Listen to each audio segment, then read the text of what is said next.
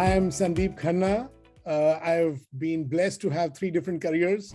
I started in advertising, then I ran 3 CMO roles, and then I switched to the people side of things when I was leading learning and development for companies like Facebook and Grab. And then I trained to become a coach. And I found my true calling in life really in terms of helping people actualize their potential and really grow to the best of their abilities. So I'm passionate about happiness and culture, and that's why I guess I'm delighted to be here, because this is a subject very close to my heart, and I'm driven to help organizations create better cultures, better processes, and really create an environment that makes everybody shine and do their best. Thank you, Sandeep, for this great introduction, and good evening, everybody. My name is Hoda El-Sokki. I am an author, a speaker, and a happiness mentor. I am also a corporate trainer specialized in soft skills, and corporate coach and life coach. Talking about the topic today of building and fostering a culture of happiness at workplace is really my passion. I feel this is the right time to incorporate a culture and an infrastructure of happiness, of joy, of trust, of security at the workplace, especially that all employees are now making this transition to the office after 2.5 or more than 2.5 years of a pandemic and of remotely working from home. So my opinion is that happiness is a necessity nowadays, and it is not a luxury anymore. And I'm so glad to discuss this with Sandeep Khanna today, and to dig more into the details and what we can do to foster a culture of happiness actually at workplace. So Sandeep, let's start with the latest research and experiment, the real experiment that have been done, and that proved that happy employees is equal more than 12% increase in productivity. Do you agree with that? Absolutely, Hoda. I think there's a lot of research out there which talks about the value of happiness. And I think if you were to just step back and try and understand as to why today happiness has become such a big subject, right? And we've all heard about the VUCA world and how volatility, uncertainty, complexity, and ambiguity are really creating paradigm shifts in our lives and therefore in the workplace as well. And I think in the last 2 years, because of COVID, all these 4 factors got accentuated and actually amplified in a manner of speaking. And I think that's what has led to far more turmoil and people having to adjust to very different ways of living. And even now we hear about this whole movement of going back to office, for example. So how do people cope with a hybrid work environment? How do people cope with so much change that has been thrust upon them in the last couple of years? And therefore, I would say more than ever, I mean, when I began my career more than 3 decades ago, happiness was not such a big thing as it has become now. And I would say that all these forces that have been unleashed on the world today have actually created a need for happiness to become a necessity, as you mentioned, and why it is so important for organizations to appreciate that and really do something about it. Yes, I totally agree with you, Sandeep. And I think also that nowadays employers are more conscious about the importance of mental health, the importance of well-being of their employees. Meanwhile, employees are more aware of their need also for happiness, for maybe security, tranquility, and to find joy and fulfillment at work. I think there are many initiatives done on that perspective, and many researches has been done. And maybe this is the right time to start to incorporate this new culture of finding happiness and fulfillment at workplace. Are there any initiative you think about to fulfill the need of both employees and employer? Because it is actually, I found out it is a bit difficult to make both sides happy. Because if we apply the system, for example, of a 4-day week work, you will find that employees are so happy and fulfilled and have more balance, have more autonomy at work. They say that 86% said they have more creativity and they found more balance of work life. But for the employers, it is not the same. Many said, so we need to cut maybe the salary for this 1 day off. It is 4 days per month. Other employers said that some jobs specifically, it is not convenient that they don't work 5 days, like the salespeople, for example. They have to obey they have to fulfill orders for a customer. They have to find out more, to hit numbers. They have to hit numbers and to meet targets. So employers also said that for junior employees, it is very difficult to make it 4 days because they need to be in the job. They need to learn from experienced people. They need to be in the culture of the work and not to work remotely 1 day. So what do you think? How can this work? And is it a good idea to start this 4-day plan and other initiative on that perspective, or it will be difficult somehow? Yeah, it's interesting you mentioned this 4-day week issue, Hoda. I was in fact trawling LinkedIn and somebody had posted a poll exactly about this. And 93% people were in favor of a 4-day week. But you know, I have a slightly different take on the subject. And if you may permit me to just sort of share my thoughts. So I think the first important thing really is about the very notion of happiness, right? And I think, as somebody said, that happiness is a choice. So you choose happiness, right? So you choose to be happy. I mean, that's where you begin from, right? And I think that's one thing that people need to understand, that if their happiness is dependent on external factors, it will be temporary and momentary. But happiness really needs to come from a frame of mind or a mindset. So that's the first thing that I think it's important for people to understand about the whole subject of happiness. I think the second thing around happiness is that, especially whether it's work or otherwise, we bring our whole self to work. So it's rather difficult to be happy at work and while you're unhappy outside work. So if our personal lives are not sorted, it's rather difficult for us to really show much happiness at work, because we are the same person really, inside or outside work. So therefore, I think some inner engineering or some inner transformation is important for people to feel more settled, whether it is their finances, their relationships, or what have you, as people, you know, mentally. Now, assuming that is set, that we are essentially happy with life, then it's about finding how can we create more happiness at work. And again, lots of research has been done to demonstrate that, you know, hygiene factors don't really create much happiness. In fact, I was reading somewhere that if you get a raise or a bonus for some job well done, your spike in motivation will be temporary or momentary. Whereas if your sense of personal self-esteem or recognition or appreciation is increased, you will be far more sort of sustainable in a happier frame of mind. So I think the real issue is, how can you help your employees create more meaning out of the work you are doing?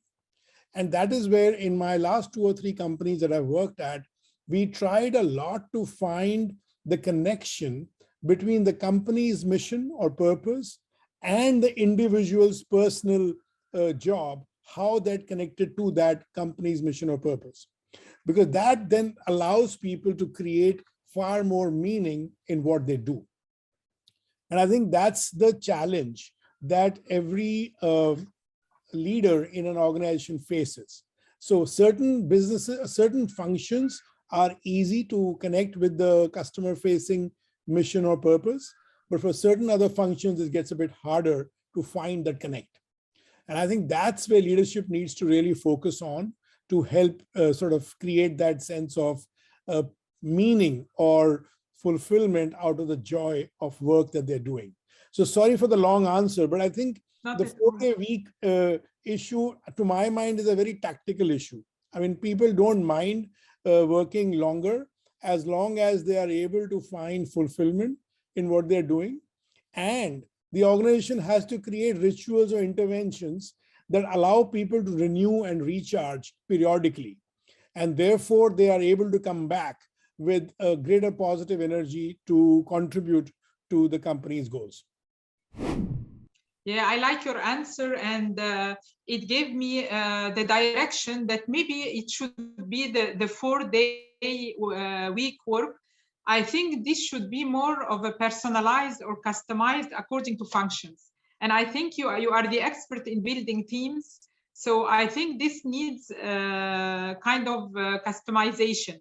The employer can sit with the employees or with the HR function and decide who should take should have kind of remote work or flexible kind of work, because I think maybe a marketing sector can profit from this, because these people need to be always recharging, to always have new ideas, to be creative, and to have autonomy. And maybe the employer here look for the outcome and not the output. So if the employee can do the work the first 3 hours in the morning of the day, that's fine. So I think it is kind of framing some jobs that can work remotely or can work maybe 4 days, not 5 days per week. But I think this is still in question. To make it 4 days or 5 days, it is not yet. We don't have actual numbers and actual feedback about if this will work or not. But the trend is that for sure it will maybe enrich the work-life balance. It will give more time for people who have some other things to do beside their work, some creativity, some activities they would like to do, and to make them feel better about themselves, thus feeling better at work, as you said, because it's the same person. If you are happy at work, if you are happy at home, you should be happy at work. If you are happy at work, you should be happy at home. And it goes all in the same direction. Let's talk about another point, if you allow me to talk about fostering a culture of continuous feedback. I think this is the best foundation to start with, because this will help employees to be more engaged in the end result, be even more engaged in reaching the target and hitting their numbers. What do you think about this point? No, I completely agree with you, Hoda. I think a culture of feedback is absolutely important because people need to know how they are doing and how they could do better. But unfortunately, the word feedback almost always elicits a threat response. You know, so if I were to tell a colleague of mine, hey, can I give you some feedback? The first thing is that they withdraw and they wonder what social threat is coming their way. So I think the word feedback comes with a lot of baggage because people feel threatened by the very nature of it. And again, having been a neuroscience-based coach, I have realized that it is so important to build trust to begin with before we even venture into giving feedback. And then again, coming from the school of positive psychology, it is always important to give 5 motivational pieces of feedback before you venture into giving a developmental feedback. So this 5:1 ratio is something that very few leaders actually practice. And that is why people always walk away from a feedback meeting feeling threatened, feeling discouraged and disheartened, and not feeling energized to do better. So I think there is a huge sort of body of research out there around feedback itself as to how it can be given better so that we ultimately create a more strengths-based philosophy at work, and we allow people to grow in their areas of strength and therefore manage the tension around the word feedback. Yes, I agree with you, Sandeep. Building trust is the most important point at work, but I think it takes years sometimes. It is not it has to do with time, because by time you can gain trust in your managers, gain trust in your colleagues. Through experience and through maybe some momentums, you can gain trust or lose trust. Building trust at companies is definitely very important, and it has been applied in all multinational companies since long times already. But about the culture of feedback, I thought about maybe giving personal feedback. Maybe this won't be in front of a lot of people, maybe direct and personal feedback, maybe this will do better. As a way of giving continuous feedback, so it can be one-on-one basis. I mean, not in front of everybody. Yeah. No, even in that space, Hoda, I think one-on-one feedback is a great sort of way to manage your teams, and it flows into, like you said, trust takes a long time to build. So as leaders and managers, how much of our time are we really spending with our teams and truly in nurturing them and helping them grow? I think in my experience, there have been managers who would meet their team members once in 2 weeks in a formal way, whereas there were others who would meet them every week, right? So it's really a matter of prioritization as a leader, how much time you want to invest in creating the right one-on-one culture, because that is something that is a precursor to giving feedback, and how you use that opportunity not only to talk about work, but about also non-work, and how do you create that compassion and that degree of connection with your individuals in your team, so that they feel that they are connected as human beings. And one thing again that I read recently, that human brains thrive on connections. So it's important to create more and more social capital and social connections, because that is how we are able to be a better version of ourselves. Yes, and I like the word compassionate, because I think that compassionate leaders and employers are what we are actually looking for, especially nowadays after the pandemic. There are also some on-job therapy, some on-job healing, some on-job coaching have been introduced, and it proved to be very effective, since it is a one-on-one on a one-on-one basis. So I think it proves to be very effective, and it can lead to self-actualization and fulfillment, and maybe some increase in productivity, and to eliminate the misunderstanding sometimes between colleagues, between employer and his employers and employees, and vice versa. So let's go to another point also, which became crucial at the surface after these 2 years of remote work. And this point is the time management. People were really lost during the pandemic when they were working from home.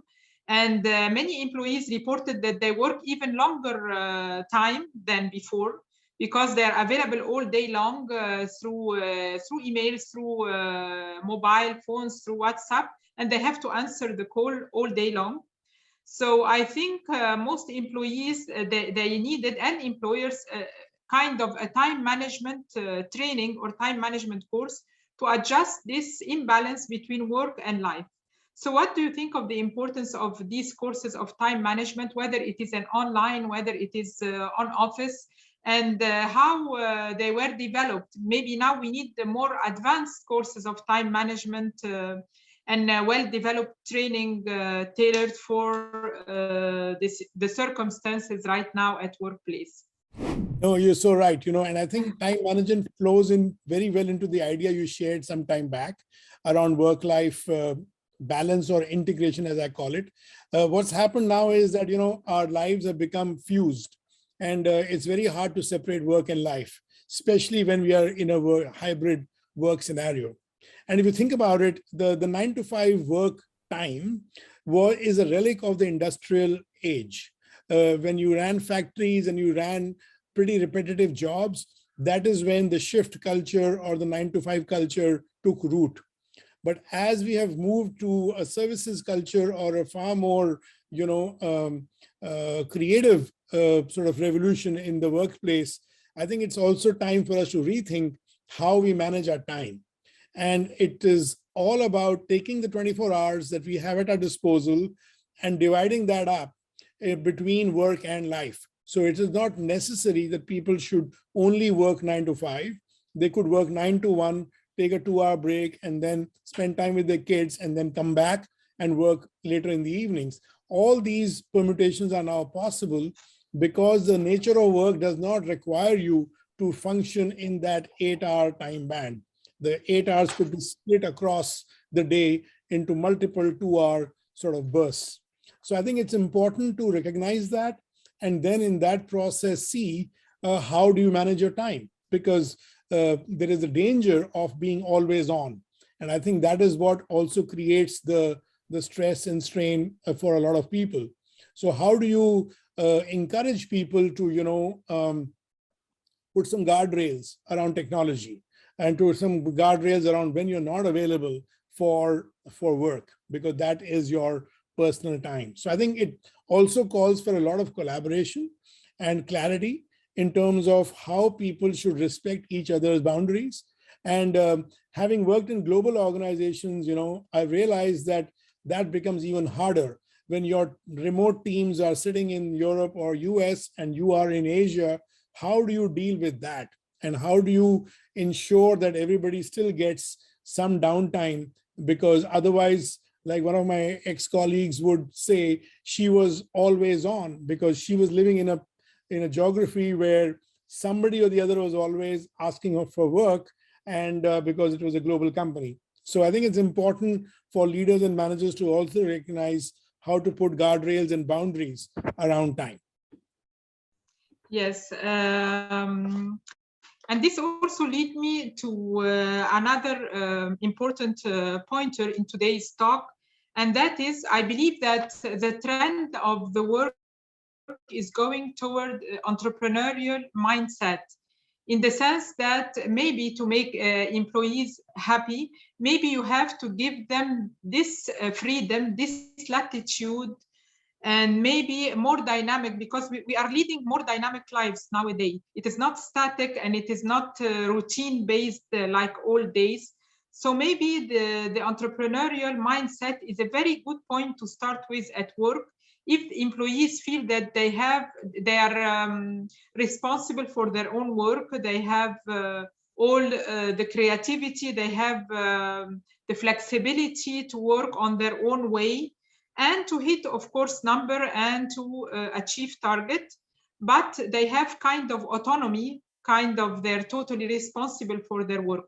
Maybe this from the side will make them feel more fulfilled and more satisfied and more responsible.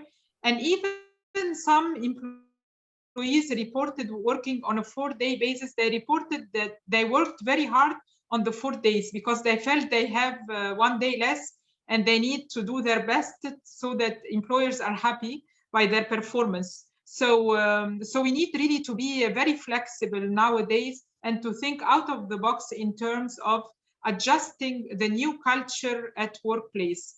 So what do you think of this entrepreneurial mindset? Is it feasible at work, or it is something feasible only if you are really an entrepreneur and you work you run a private business, you don't work for a company? Is it something feasible?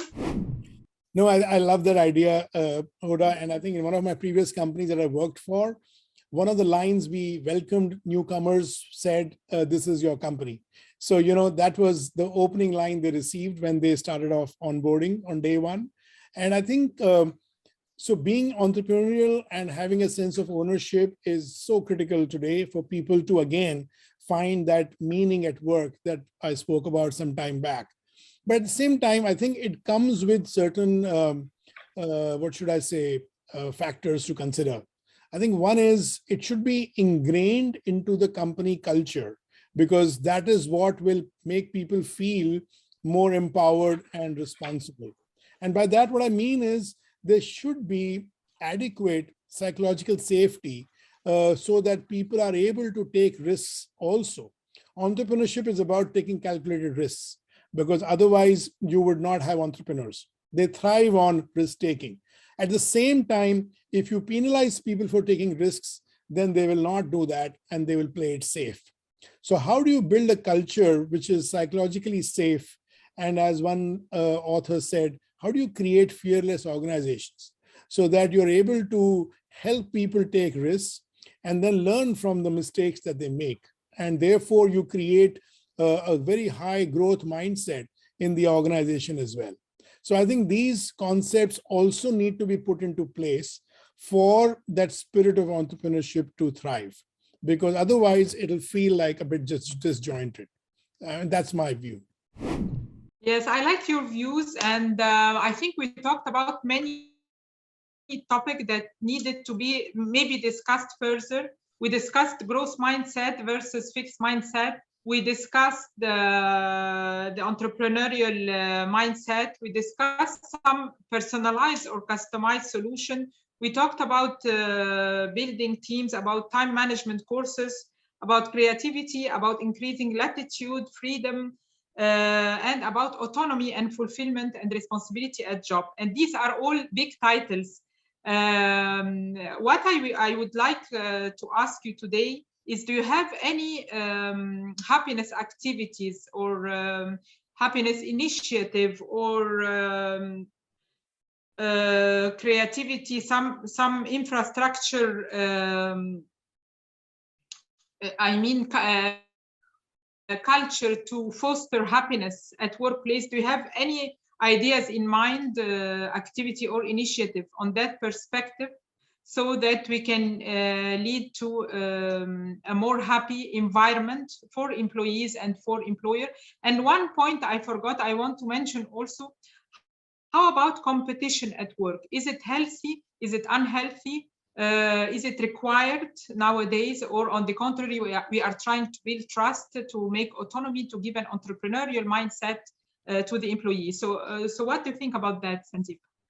Well, I think so. The spirit of competition is good, but I think it has moved towards collaboration a lot, because today the unit of work in most companies is the team and no longer the individual. So it is teams that come together and make things happen. So it's really at a team level, how do you create more collaboration? How do you create more collaboration across cross-functional teams and across geographies and all that? So I would say that has become the bigger area of development, more than just pure play competition, to my mind. And coming to your question around happiness generating activities, I mean, I think there isn't really a playbook there. It really stems from what kind of a culture do you have as an organization to start with, and what are the rituals you want to create to foster that culture. I think that's the introspection companies need to make.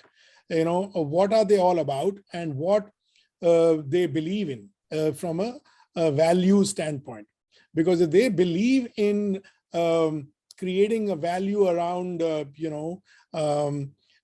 well-being, for example, then there are so many things that you can do if you truly believe in that. In one of the companies I worked with earlier, we had a program called Fuel, which was really harnessing the physical, emotional, mental, and spiritual energies, and then not just offering that as a theory, but linking it into benefits, for example, linking it into even performance, and highlighting that as an approach to how you work. So it kind of straddles the entire employee life cycle experience at one level, but I think it all starts from culture. What is it that you want to be as an organization? And then you can figure out what kind of happiness activities you want to create there. So again, we go to the point of customized solution. Yeah. And I believe in it very much. But also we talked, I like the trend that we are now going into more of collaboration than into competition. What do you think that personal life has to do with this in the workplace today? How important the personal life, and personal life should be really personal, or people should get together, make some social gatherings, some social events, so families get to know each other, or personal life should remain personal life? Yeah, I mean, that's a big question, really. But what I have seen is that, if you can have a best friend at work, and this has been proven by research again, productivity goes up manyfold, right? So it's really about creating a family at work to some extent, with and that just becomes an extended social circle for you. If the people you work with at work are truly your great friends, it has proven to be a clear marker for higher engagement and a better life.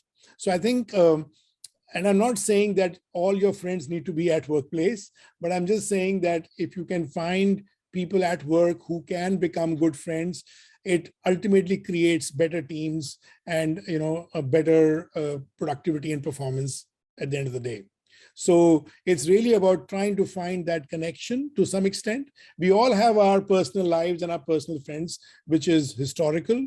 But when we go into a workplace, if we can expand our circle of friends there, I think it can be very, very powerful. Yes, connection is very important, and being compassionate also is very important, and it gives the sense of trust and building trust at workplace. So the point we are coming to is that I think that outcome is very important, more important even than output. So whatever the outcome required by the company, by the employer, if when you reach it, then the output is not as important as the outcome, I think. And for a last word, what would you say to people who are so excited or who are very terrified by this new shift of work and of mode of work in the direction of finding happiness at workplace? Yeah, I mean, again, I'm not a guru there. We can summarize the episode. Yeah, but I think, like I said at the very beginning, it's really important to be happy. So choose happiness. I think that's the first thing, and then figure out what really contributes to your happiness, or what can accentuate your happiness. And from a work standpoint, if you can find meaning in what you're doing, if that is what you wake up to feeling totally energized, I think that's really very important as a way forward. And finally, I would say, if you're able to create a culture of collaboration, of where you count, where you feel belonged and included, and where your opinions matter, I think those are the markers, again, for people to feel that, yes, I am doing something powerful and significant in the workplace. And I think that's what starts to make people feel happier. So there are the hygiene factors. I mean, you can't take away the fact that there is money, there are benefits, there are some perks that companies offer, free food and all that, but that's just hygiene. I think motivation really comes from a feeling that you are part of something bigger than yourself. And I think that's what drives ultimately happiness at work. Very good. And to be fulfilled is you have to feel part of a bigger something, which is the company maybe goals, the company culture they're running after. So I think this is a very good conclusion to end this episode with. It was great connecting with you today. We talked about mental health, we talked about well-being, about fulfillment, about collaboration, about creativity, about autonomy, about fulfillment at workplace. What else we talked about? Of course, we talked about happiness is a choice, and it is really a choice. I agree with you. Happiness and positivity are the main drive for success. And this is backed by research and by scientific work done on this perspective. I am very passionate about happiness as a topic. I am passionate about coaching, about training, about helping and mentoring on job and on personal life. And we'd be so glad to help everybody on that perspective. So I'm very passionate about three things: about coaching, about building culture, and about helping people be in a better space and building great high-performing teams. So that's really where is the intersection of all of that is my sort of core being. And I would love to participate and work with leaders who are interested in these areas. It was a great pleasure connecting with you today. Thank you very much. And maybe we meet again in other episodes talking about fostering a culture of happiness at workplace. Thank you. Thank you, Hoda. You were amazing. Yeah, it was really wonderful how you facilitated today and the ideas that you were able to assimilate and put together. And I hope the audience finds value in this discussion, because this is a very relevant and meaningful subject for today's times. And I'm glad that DLC is, taking the effort to at least bring it to life.